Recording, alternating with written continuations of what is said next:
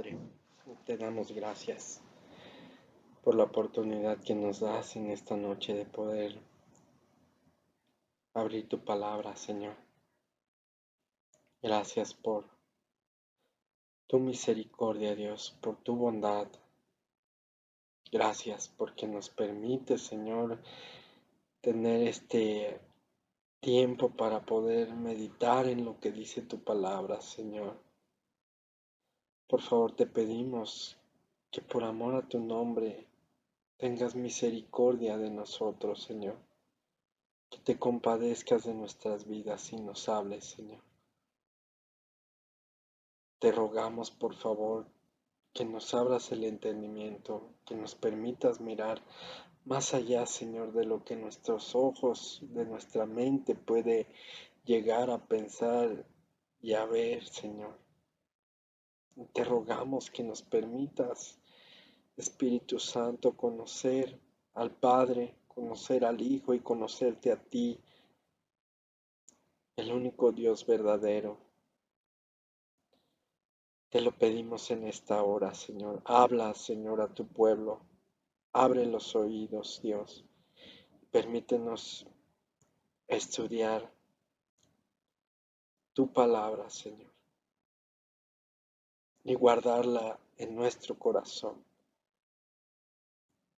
Te lo pido, por favor, Espíritu Santo, en el nombre de Jesús. Amén y amén. Pues vamos a dar inicio, hermanos. Sean ustedes bienvenidos. Les mandamos un abrazo, un saludo a todos los que nos están viendo.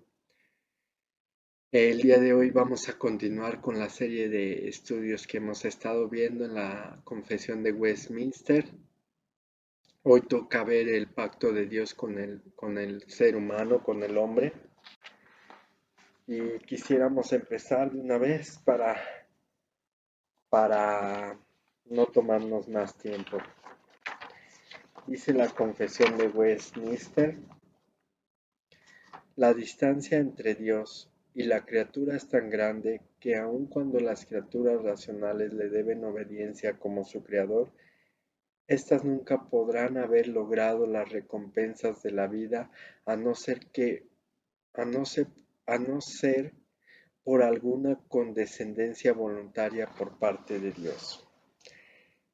Mira cómo dice el primer punto, hermano. Me llama tanto la atención lo que dice, porque dice que la distancia entre Dios y la criatura es tan grande que aun cuando las criaturas racionales le deben obediencia como su creador, éstas nunca podrán haber logrado la recompensa de la vida.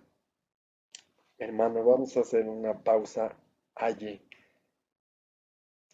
Recordemos que el ser humano está incapacitado, imposibilitado de poder llegar a conocer a Dios y de poder llegar a la presencia de Dios.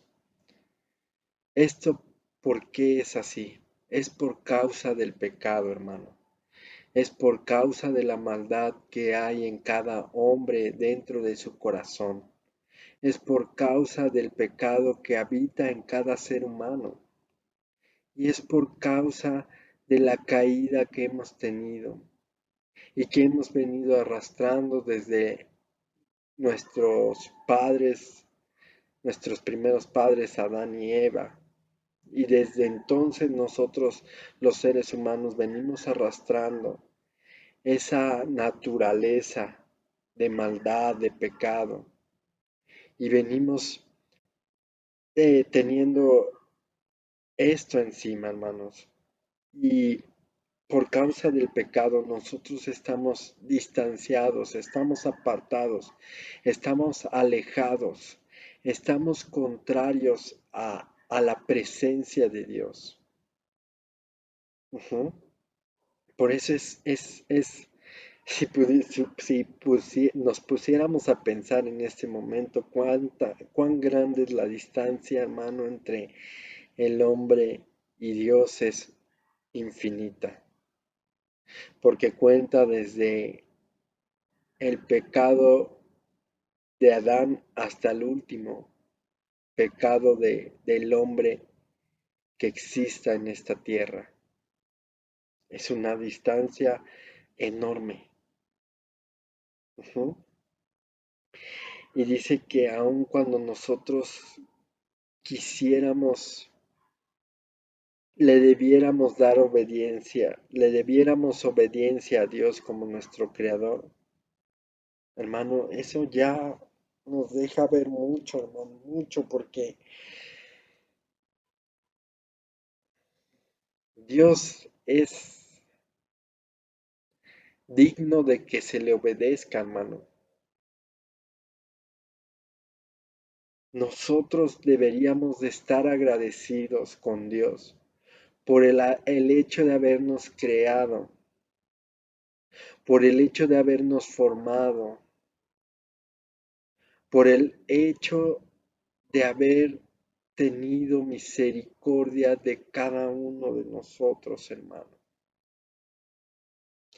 Y tendríamos que darle la gloria y obedecerle en todo momento y en todo tiempo por todas las cosas buenas y por toda la gracia que ha manifestado para con nosotros.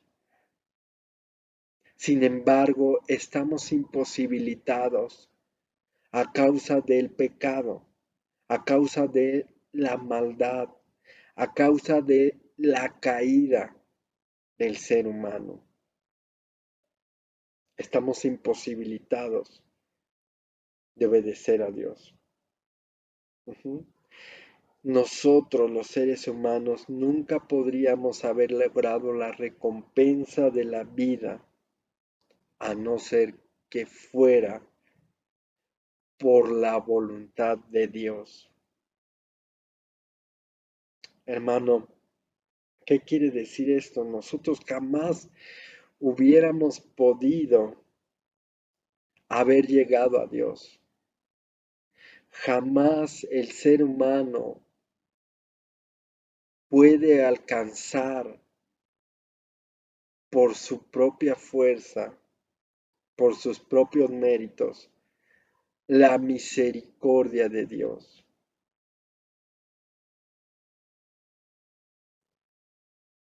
Por eso dice Romanos, por cuantos todos pecaron, están destituidos de la gloria de Dios. Estamos destituidos porque todos hemos pecado. Y recuerdo un video de un hermano donde muestra como en forma de caricatura un esqueleto tirado y donde llega el Espíritu Santo en forma de paloma o en forma de ave y toca ese esqueleto y empieza el esqueleto a tener vida, prácticamente como lo que dice la palabra de Dios cuando habla del valle de los huesos secos, que se empieza a regenerar ese esqueleto y empieza a tener músculos, piel, venas, arterias, y empieza a tener vida. Pero me llama tanto la atención porque eso es una realidad y eso es una verdad. El ser humano está muerto en sus delitos y pecados, está destituido de la gloria de Dios, está alejado de la presencia de Dios, es ajeno a la presencia de Dios, a las bendiciones de Dios, a causa de su pecado y a causa de su maldad. Sin embargo, el ser humano no se da cuenta y piensa que tiene vida, aunque respira, aunque camina, aunque come, aunque trabaja, aunque tiene esposa, tiene hijos, pero no se da cuenta de tal situación en la que se encuentra. En otras palabras, estamos ciegos y en otras palabras, estamos muertos. Por eso es que me llama también la atención lo que dice la Confesión de Westminster en este punto, que a no ser por Dios, que si no fuera por Dios, si no fuera porque Dios en su soberanía decide tener misericordia del hombre, someter su voluntad propiamente. No, bueno, no someter su voluntad, hermano, sino voluntariamente tener misericordia del hombre, estamos hablando del hombre caído, hermano, del hombre pecador, del hombre que dice la Biblia que no busca a Dios, que no ama a Dios, que no hay Dios en ninguno de sus pensamientos y en ninguno de sus caminos, del hombre que se ha desviado, del hombre que va tras sus deleites, tras sus pecados, el hombre que está lleno de maldad. Sin embargo, vemos a un Dios que voluntariamente toma la decisión de acercarse al hombre e inclinarse y humillarse, como lo dice la palabra. Ahorita lo vamos a ver más adelante en un pasaje donde dice un salmo que Dios se humilla para mirar el cielo y la tierra. Y esto nos habla de la naturaleza de Dios. Y esto nos habla de el amor,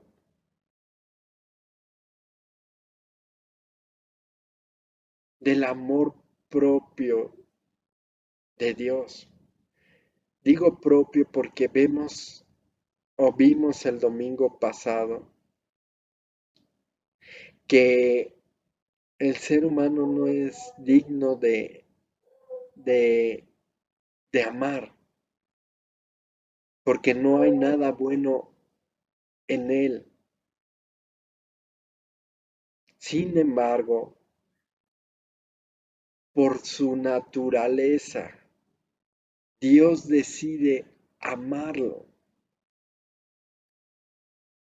y, y esa naturaleza viene de él, viene de sí mismo, hermano, viene de él mismo.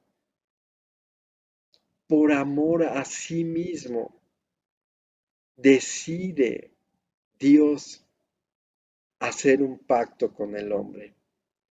Y este pacto, hermano, este pacto que Dios hace con el hombre, es un pacto donde Dios le da mandamientos al hombre y Dios le permite al hombre, de cierto modo, tomar la decisión. Pero mira cuál es la decisión del hombre, porque Dios puso al hombre en el huerto del Edén y al ponerlo en el huerto del Edén, le dio un mandamiento. Le dijo, de todo árbol puedes comer, menos del árbol que está en medio del huerto, que es el árbol del conocimiento del bien y del mal. De él no puedes comer. Y este mandamiento lo había recibido Adán. Y le dijo Dios que el día que de él comiere, iba a morir. Entonces, el pacto que Dios estaba teniendo en ese momento con Adán era un pacto caracterizado por las obras. De cierto modo, lo que Dios le estaba diciendo a Adán en ese momento era, haz esto y vivirás. Y eso lo vemos en todo el Antiguo Testamento, hermano. En todo el Antiguo Testamento, de hecho, uno de los significados o una de las formas de ver el pacto es el antiguo pacto y el nuevo pacto, el Antiguo Testamento y el Nuevo Testamento. Y si nos ponemos a pensar en lo que dice la Biblia en el Nuevo Testamento, dice que las cosas que ocurrieron en el Antiguo Testamento eran sombra de lo que había de venir. Ujú. Entonces, si miramos y nos ponemos a pensar, ¿qué es este primer pacto? Es una sombra de lo que Dios quería hacer con su pueblo y con la vida del hombre. Y mira, hermano, el pacto de Dios es maravilloso, es precioso, es sorprendente. Ujú. El primer pacto, hermanos, recordemos que el primer pacto es basado en la ley, basado en mandamientos, basado en ordenanzas. Pero como estaba basado en la ley no tenía el poder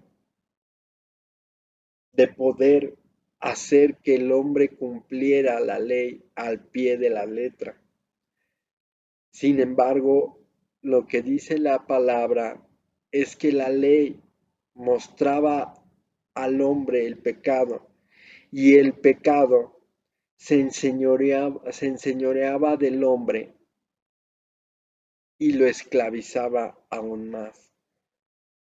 Esto no significa que la ley fuera mala o que la ley fuera perversa, no, sino que la ley es justa, la ley es santa, la ley es recta. ¿Por qué? Porque proviene de Dios mismo.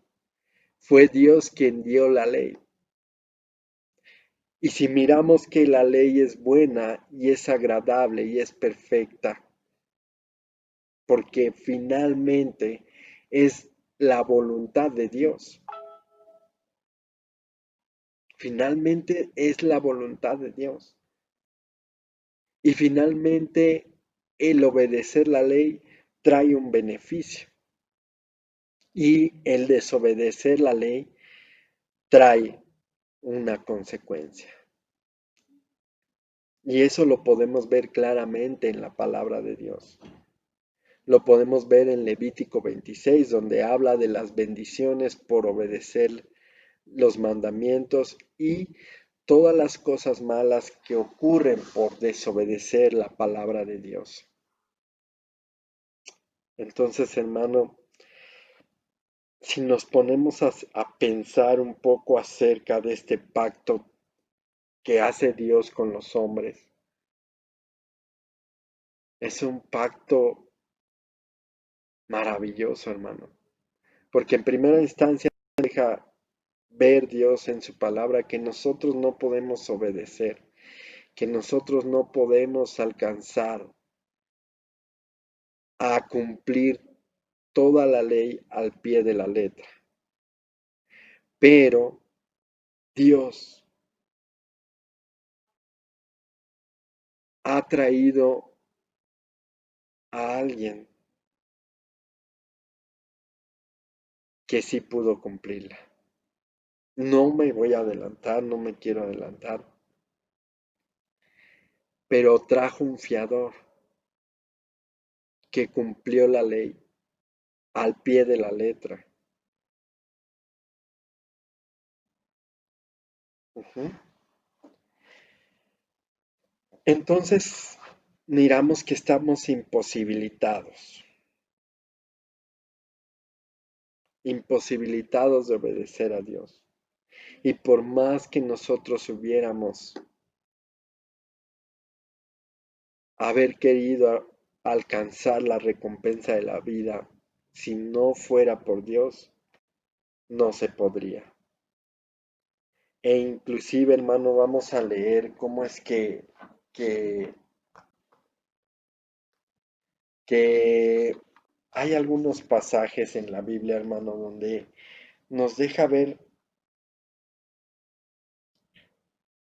cómo es que el Dios que tú y yo tenemos y que se nos ha revelado y que voluntariamente ha tenido a bien hacer un pacto con el hombre,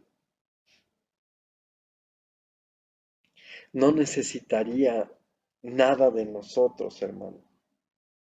Vamos a leer, si me acompañan, en el libro de Job, Job 35, el 7, el versículo 7 y el 8. Job 35, 7 y 8.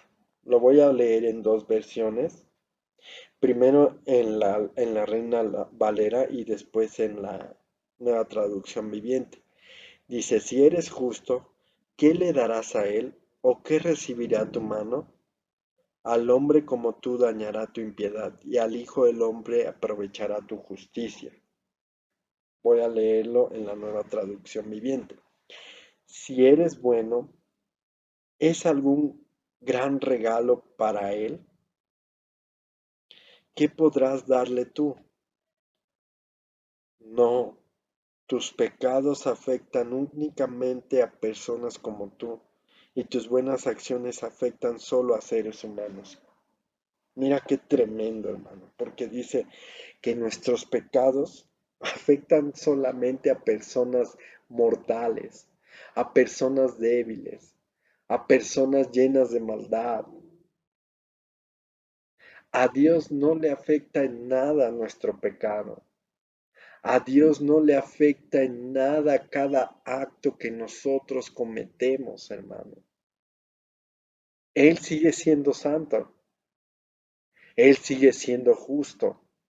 Él sigue siendo bueno.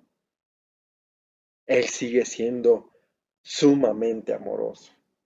Y Él sigue siendo todopoderoso aun cuando el ser humano haya pecado contra Él. En nada, absolutamente nada le afecta nuestro pecado y nuestra maldad. Sin embargo, Dios se humilla a mirarnos. Vamos a leer el Salmo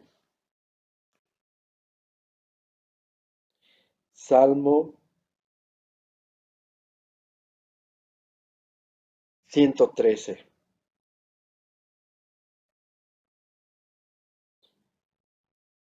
Salmo 113, versículos 5 y 6.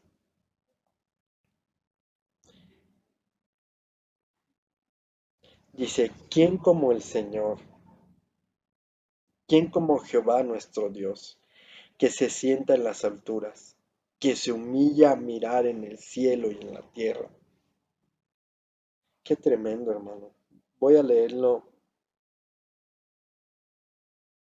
en la Nueva Traducción Viviente. ¿Quién puede compararse con el Señor nuestro Dios, quien está entronizado en las alturas? Él se inclina para mirar el cielo y la tierra. Mira qué tremendo, hermano.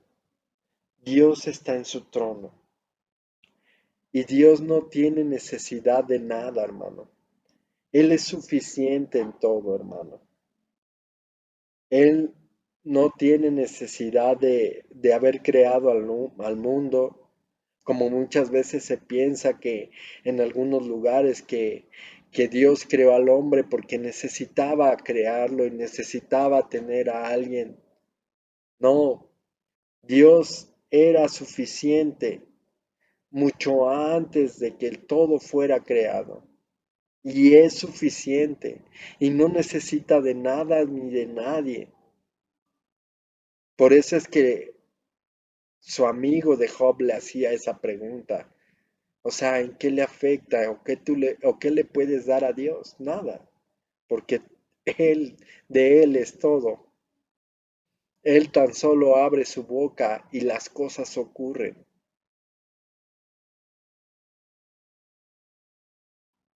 Y mira quién es este Dios que dice, ¿quién puede compararse a nuestro Dios? Él está en su trono, hermano, en su trono santo, en su trono eterno, en su trono de justicia,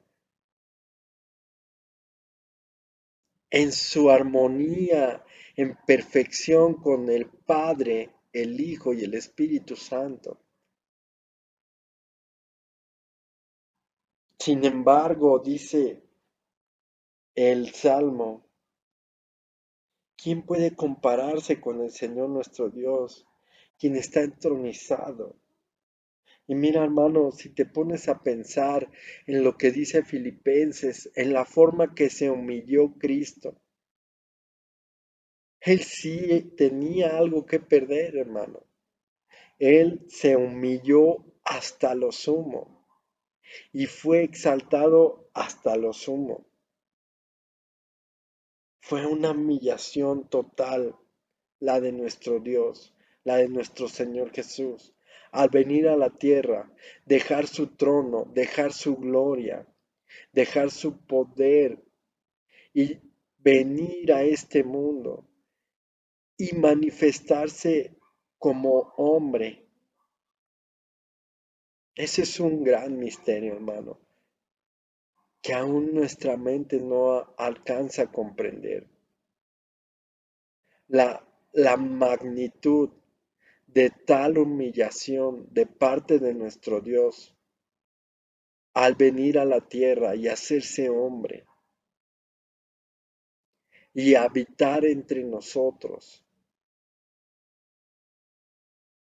Por eso es que Juan escribe, y vimos su gloria, gloria como del unigénito Hijo de Dios, porque estaba lleno de gloria Jesús, estaba lleno de gracia, lleno de verdad. Era sorprendente estar cerca de Jesús. Era maravilloso mirar cada y escuchar cada palabra que salía de su boca y cada acto de misericordia y cada acto de amor que cometió Jesús. Y esto no porque tú y yo lo mereciéramos. Esto no porque tú y yo fuéramos merecedores de todo ello. No, hermano, no. Nosotros no merecíamos absolutamente nada. Nosotros, como dice la Biblia, éramos enemigos de Dios. Éramos enemigos de Dios, éramos contrarios a Dios. Éramos adversarios. En otras palabras, éramos diablos. Y estábamos totalmente ajenos a Dios. Nosotros nada pudiéramos haber hecho para llegar a la salvación, a la gracia, a la misericordia, al perdón, a la justificación y a la regeneración que vienen de parte de Dios. Éramos incapaces de hacer algo así, porque nuestros pensamientos y nuestro corazón era continuamente hacer lo malo, hermano. El corazón del hombre se inclina siempre a hacer lo malo. Piensa tan solo en las veces que has pensado en defraudar a alguien o cuando lo hacías, aún a tus padres, aún a las personas que amabas o que amas, defraudábamos y lastimábamos y fallábamos y ofendíamos, porque estaba en nuestro corazón esa naturaleza que nos alejaba de Dios. Pero por eso me llama mucho la atención lo que dice el Salmo. ¿Quién como el Señor? El Señor no tiene necesidad de nadie ni de nada. Es suficiente. Si no existiera nada y solo estuviera Dios, todo estaría en armonía, todo estaría en paz, todo estaría perfecto y no habría necesidad de nada. Sin embargo, dice, se inclina a mirar el cielo y la tierra. Ese se inclina habla acerca de una humillación que no tiene necesidad Dios de hacer. Sin embargo, decide hacerlo, decide inclinarse. Vamos a leer Isaías, Isaías 40, 43, capítulo 13 y al 16.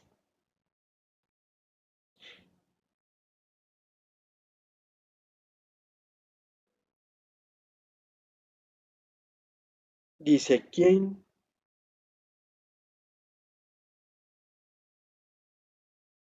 Lo voy a leer mm, en la Biblia de las Américas. ¿Quién guió al Espíritu del Señor? ¿O cómo, o como consejero suyo le enseñó?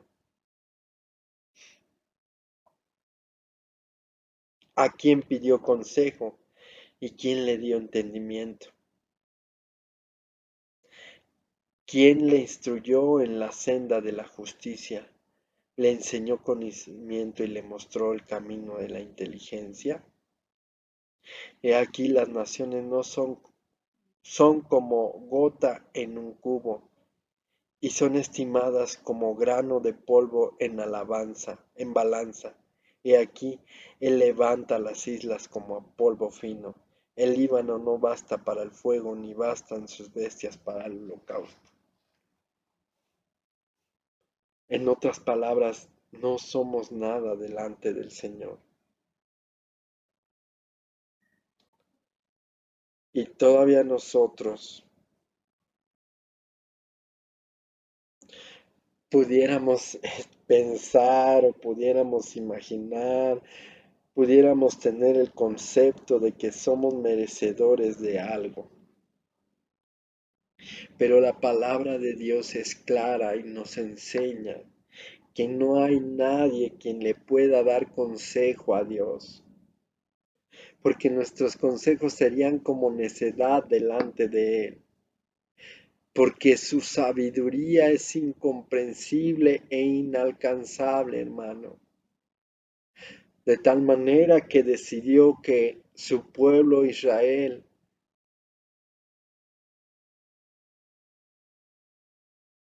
en un momento quedara ciego y no pudiera ver la gloria de Cristo, para que nosotros tuviéramos acceso a esta gracia y a esta dicha y bienaventuranza de parte de Dios hacia nosotros. Y no porque el pueblo de Israel fuera mejor que nosotros, porque si miramos lo que dice la Biblia, es que todo hombre está destituido de la gloria de Dios y que hemos pecado. Y si miramos todo lo que dice la palabra en el Antiguo Testamento, vemos una y otra vez cómo el pueblo de Israel pecaba contra Dios, aun cuando veía sus milagros, aun cuando veía sus maravillas, y pecaba, y pecaba, y pecaba, y pecaba. Vemos en Oseas cómo es que el Señor le manda y le dice que se case con una ramera. Esto para poner ejemplo del pueblo de Israel, de, de su naturaleza y de la forma que era el pueblo de Israel, por así decirlo. Es que la palabra no que quería usar no es forma, sino la naturaleza. que tenía el pueblo de Israel. No hay diferencia. No hay uno que sea mejor que el otro. Todos nos hemos descarriado. Todos estamos destituidos de la gloria de Dios.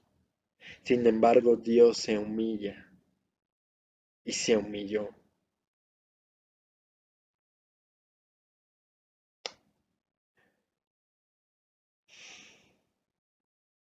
Nadie le puede dar consejo al Señor.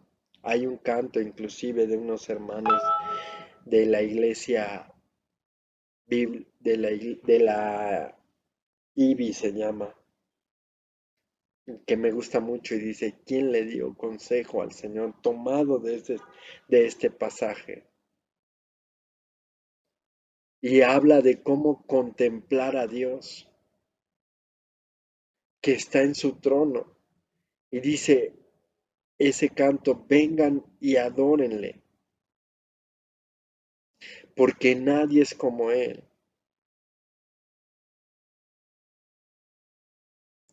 Y si nos podemos a meditar en esto, hermano, nuestros corazones se quiebran y se derraman delante de Dios en adoración para darle gloria y honra por todo el amor y la misericordia y la gracia que ha manifestado hacia nosotros.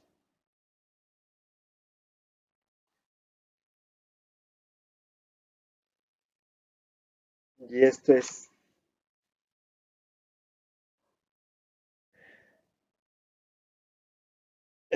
de lo que estamos hablando, hermanos. Perdón. Vamos a avanzar un poco. Vamos a avanzar al Génesis. Vamos a ir a Génesis 2:16.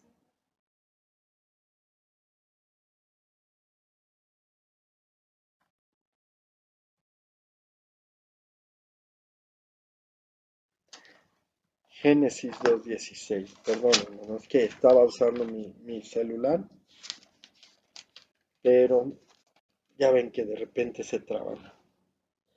Y dijo Jehová, perdón, 16, y mandó Jehová Dios al hombre diciendo, de todo árbol del huerto podrás comer. Allí es donde empieza el pacto de Dios con los hombres. ¿Qué es un pacto? Es una promesa o un juramento mediante el cual una parte promete solemnemente bendecir o servir a otro de alguna manera específica. A veces el cumplimiento de la promesa depende de que la parte a quien se le promete cumpla con ciertas condiciones. En otras ocasiones, la promesa se hace unilateral e incondicionalmente. El concepto de pacto es un tema esencial y unificador de las escrituras que establece y define la relación de Dios con el hombre y en todas las edades. Mira, hermano, un pacto entonces tiene que ver con la unión de dos personas. Un pacto en lo terrenal es un acuerdo entre dos personas, pero un pacto conforme a lo que estamos mirando y estudiando y conforme a lo que es Dios es totalmente diferente porque los pactos con Dios es, Él pone, Él dice y Él establece. Y Él estableció en lo que leímos en Génesis 2:16, dice que le dio una ordenanza a Adán y le dijo, de todo árbol del huerto podrás comer. Y el 17 dice, mas del árbol de la ciencia del bien y del mal no comerás porque el día que de él comieres, ciertamente morirás.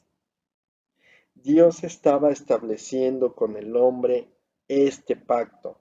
Y le estaba diciendo, todo árbol te he dado para comer, y puedes disfrutar y puedes comer de todo.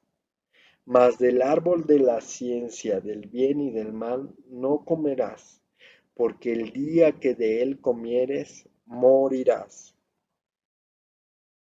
Ujú. Entonces, hermano, eh,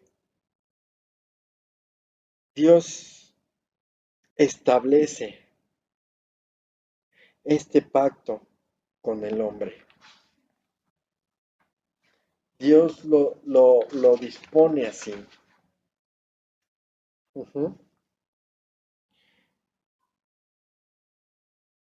Vamos a mirar, por favor, el segundo punto de la Confesión de Westminster para ir uniendo esto que estamos diciendo. Dice, el primer pacto de Dios con el ser humano fue un pacto de obras.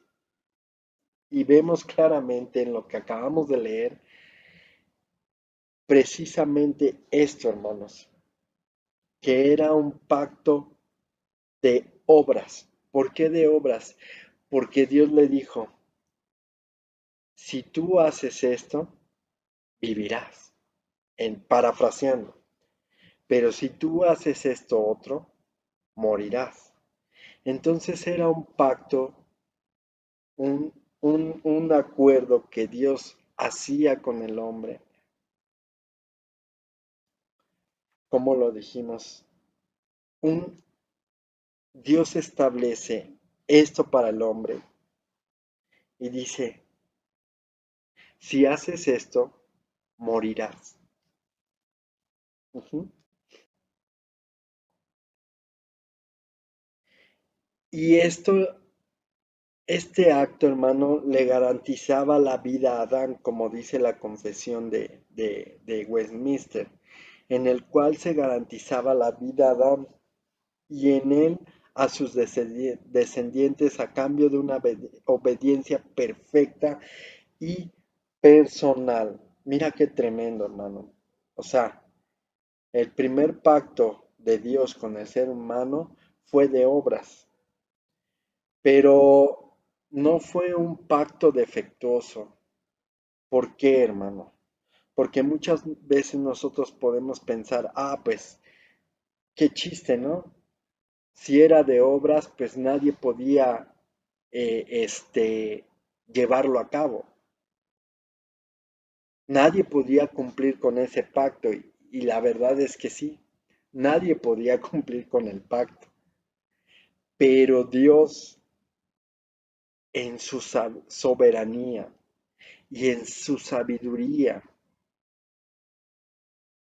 tomó la decisión de hacerlo así para que ese pacto lo pudiera llevar a cabo un hombre llamado Jesucristo. Todas las cosas que estaban escritas en la ley y los profetas las llevó a cabo Cristo. Y esa justicia que venía de parte de Cristo, de parte de Dios mismo, fue imputada, fue traspasada a nosotros que no podíamos cumplir ni siquiera uno de sus mandamientos. Tan solo ponte a pensar en el más grande de los mandamientos. ¿Y cuál es? Amarás al Señor tu Dios con todo tu corazón, con toda tu alma y con toda tu mente. Y el segundo le dije, respondió Cristo una vez, y amarás a tu prójimo como a ti mismo. Tan solo si nos ponemos a pensar en esos dos grandes mandamientos, no hemos sido capaces de amar al Señor con toda nuestra alma, con toda nuestra mente, con todo nuestro corazón y con todas nuestras fuerzas. No somos capaces de hacerlo y por lo tanto hemos violado el primer y más grande mandamiento. Y si nos ponemos a pensar en el segundo y en lo que dice Juan en una de sus cartas, dice, ¿cómo es que tú puedes decir que amas a Dios y no amas a tu prójimo, a quien ves? ¿Cómo puedes decir que amas a Dios siendo que no lo ves? Esto parafraseando uno de los pasajes de Juan. Pero, hermano, me llama mucho la atención esto porque ninguno de nosotros hemos puesto en práctica toda la ley y jamás podremos hacerlo. Por lo tanto, como dice el Génesis, en el momento que nosotros desobedecemos el pacto, desobedecemos la ley, quebrantamos sus mandamientos, morimos y quedamos incapacitados, como lo leíamos en la confesión, primeramente de ser obedientes a Dios y segundo de disfrutar de la presencia de Dios. Y lo más importante que es el, mejor dicho, pongámoslo así, primero de disfrutar de la presencia de Dios y después de obedecerle. Quedamos imposibilitados por causa de nuestra naturaleza, por causa de nuestra maldad, por causa de nuestros pecados. Por eso, querido amigo, si a lo mejor es la primera vez que tú escuchas este mensaje, quiero decirte que estás muerto en tus pecados y quiero decirte que estás condenado a un juicio que viene de parte de Dios, en donde juzgará cada una de tus acciones y cada una de tus obras. Y ninguna de tus buenas acciones que pudieras tener, que pudieras haber hecho, te salvará. ¿Por qué? Porque todas ellas estaban contaminadas. ¿Por qué?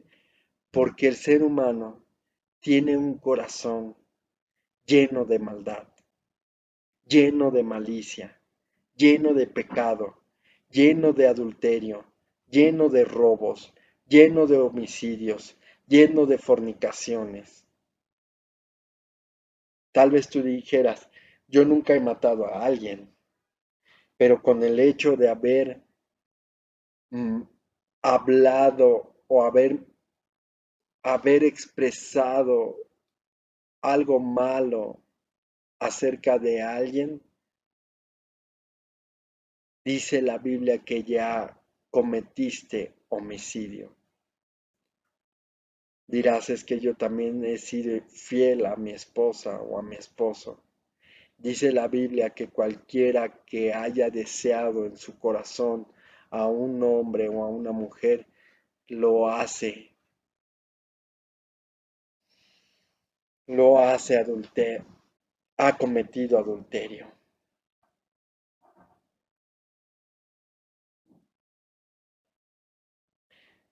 No necesitas matar, no necesitas violar, no necesitas secuestrar para pensar o mirar que eres mala persona. No,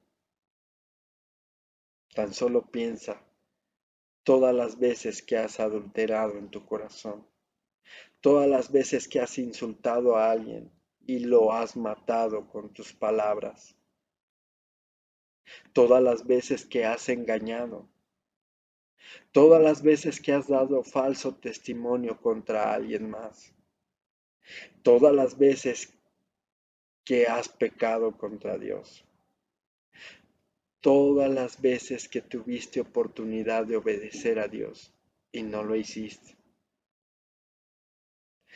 todas las veces y todos los días que hemos vivido y que pudimos haber expresado nuestro amor a Dios y no pudimos.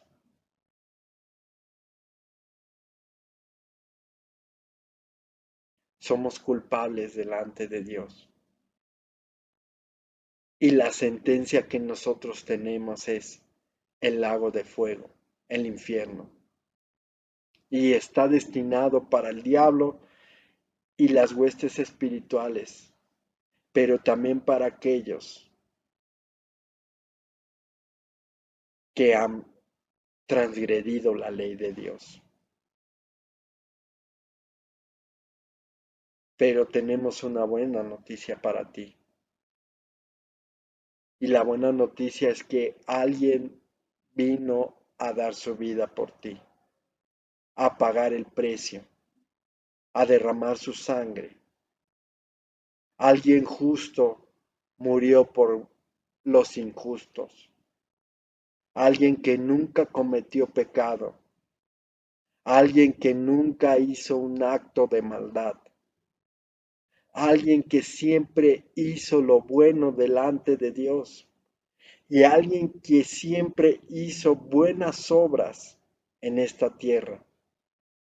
Sin embargo, dice la Biblia que ese alguien llamado Jesucristo murió en una cruz y fue colgado en un madero y recibió la maldición de la ley,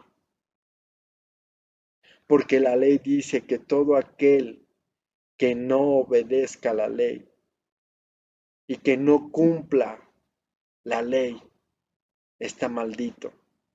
Y todos nosotros, los seres humanos, estamos de cierto modo en maldición a causa de nuestra maldad, a causa de nuestros pecados.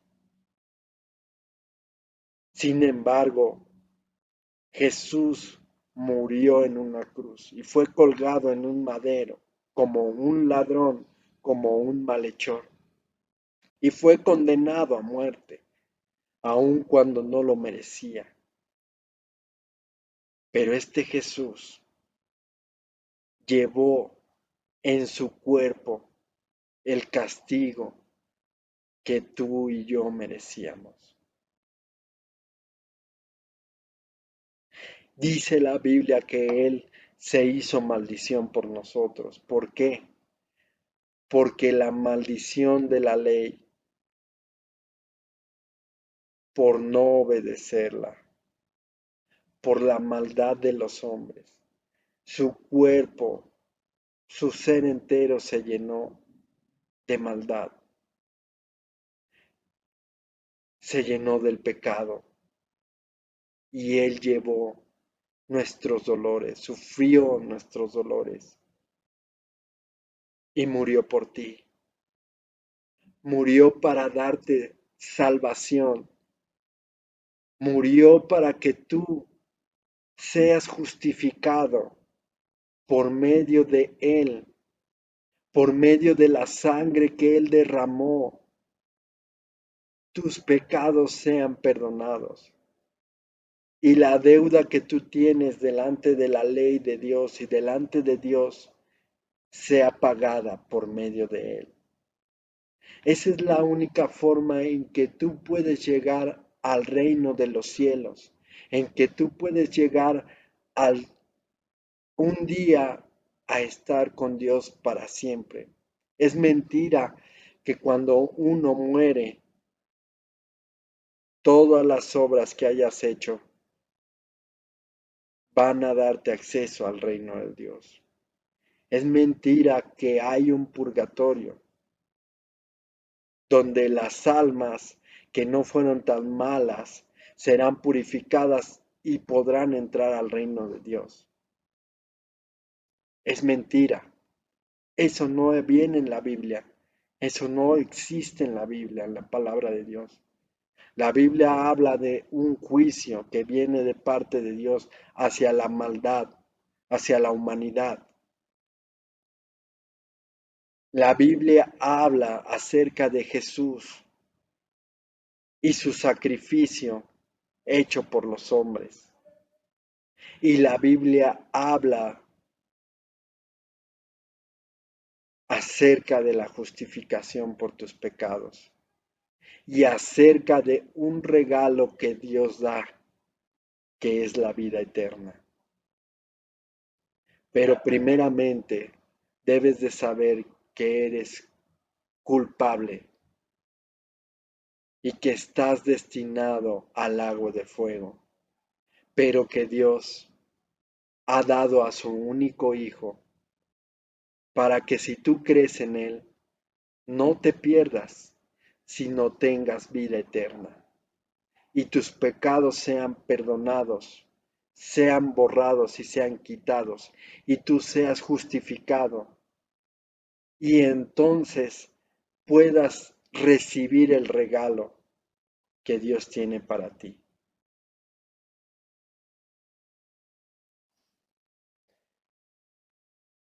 Ahí cerramos el paréntesis.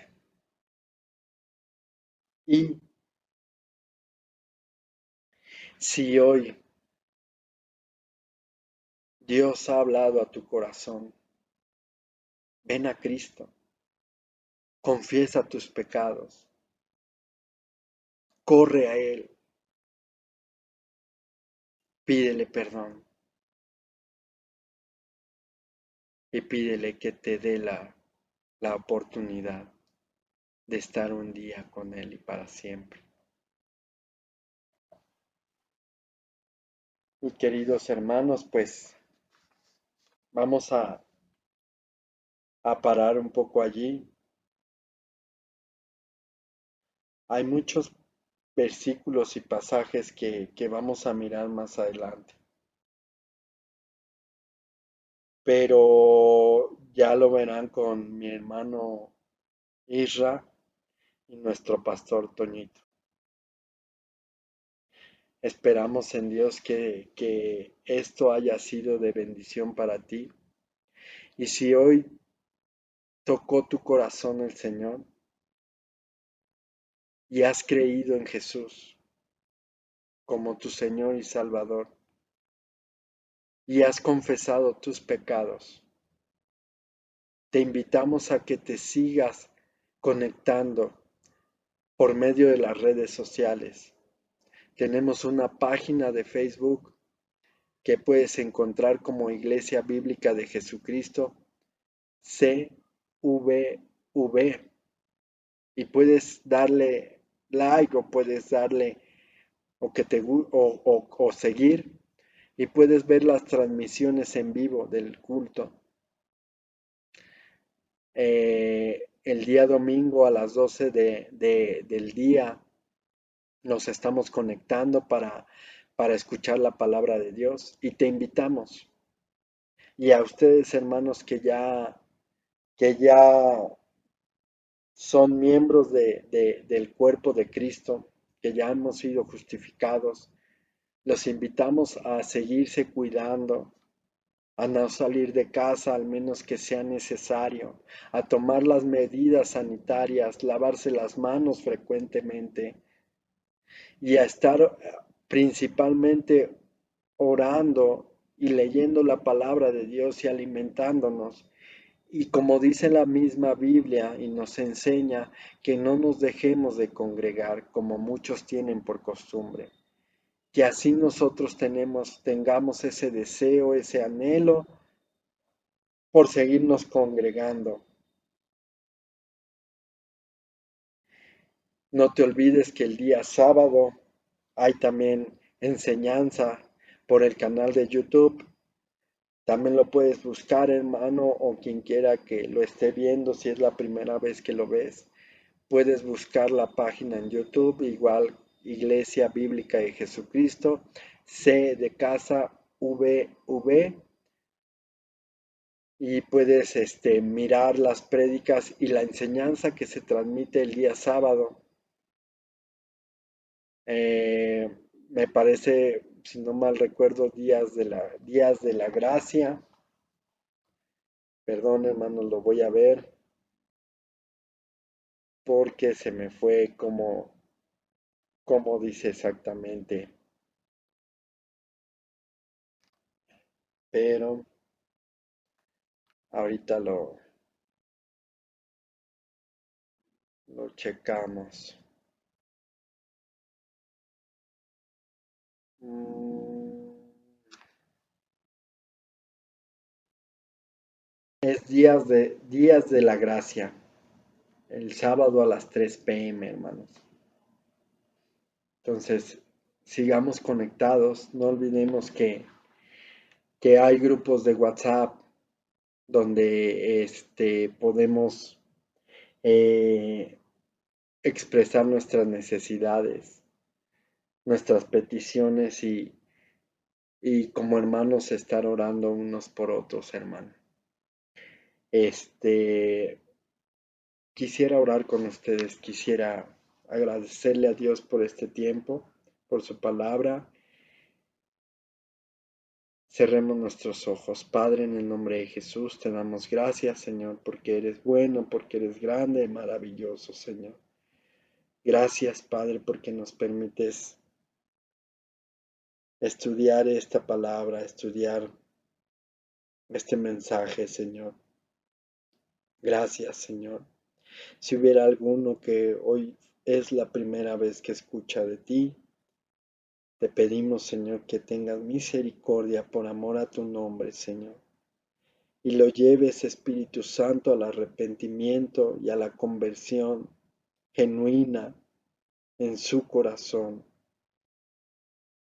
para que sea salvado, para que sea justificado y para que de ahora en adelante disfrute de la comunión contigo, Señor.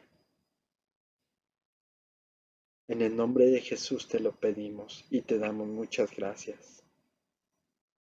Te damos la gloria y la honra. Amén.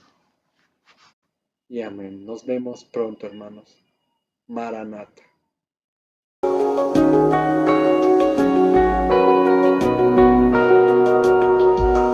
Con tu palabra el mundo afirmaste, Señor.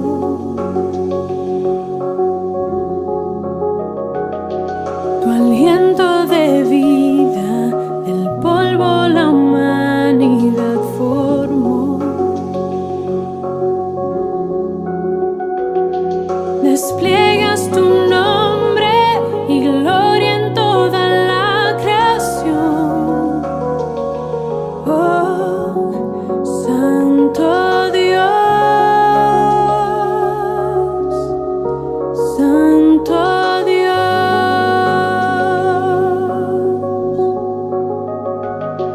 Aun cuando el pecado tu creación corrompió,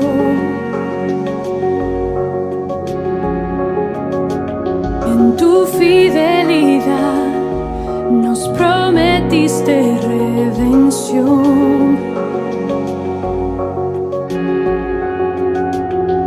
Un plan soberano, tu gracia y justicia